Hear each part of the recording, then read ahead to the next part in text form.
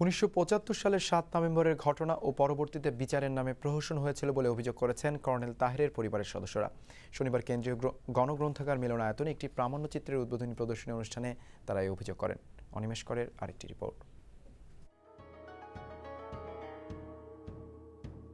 BDR ঘটনায় রাষ্ট্রপতি reference শুনানিতে সুপ্রিম কোর্টের আপিল বিভাগে দাখিল করা একমাত্র প্রামাণ্যচিত্র সশস্ত্র বাহিনীতে গণহত্যা, প্রেক্ষাপট বাংলাদেশ।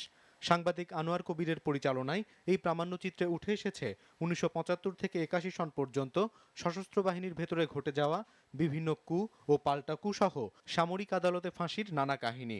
4 পর্বে বিভক্ত 10.5 ঘন্টার প্রামাণ্যচিত্রের প্রথম পর্বের প্রেক্ষাপট সামরিক আদালতের প্রথম ফাঁসি কর্নেল তাহের ও 7 নভেম্বর।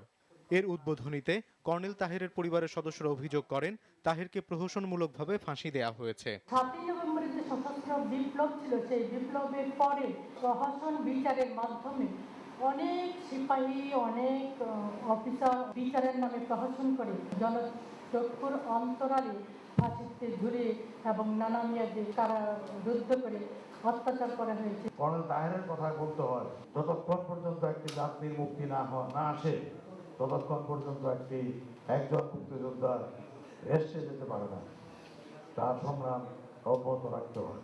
1971, 75 সহ সাম্প্রতিক বিডিআর ঘটনা সব হত্যাকাণ্ডকে গণহত্যা আখ্যা দিয়ে ব্যারিস্টার তানিয়া আমির যুদ্ধাপরাধী সহ সব হত্যাকারীর দৃষ্টান্তমূলক শাস্তি দাবি করেন। গণহত্যার বিচারের জন্য আমাদের চমৎকার একটি আইন আছে, 1973-এর আন্তর্জাতিক ক্রিমিনাল অফেন্সেস অ্যাক্ট।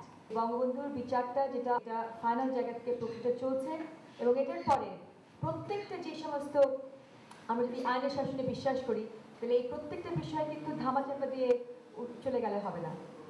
এগুলো কিন্তু এখনো কখনো টাইম বার হয় না।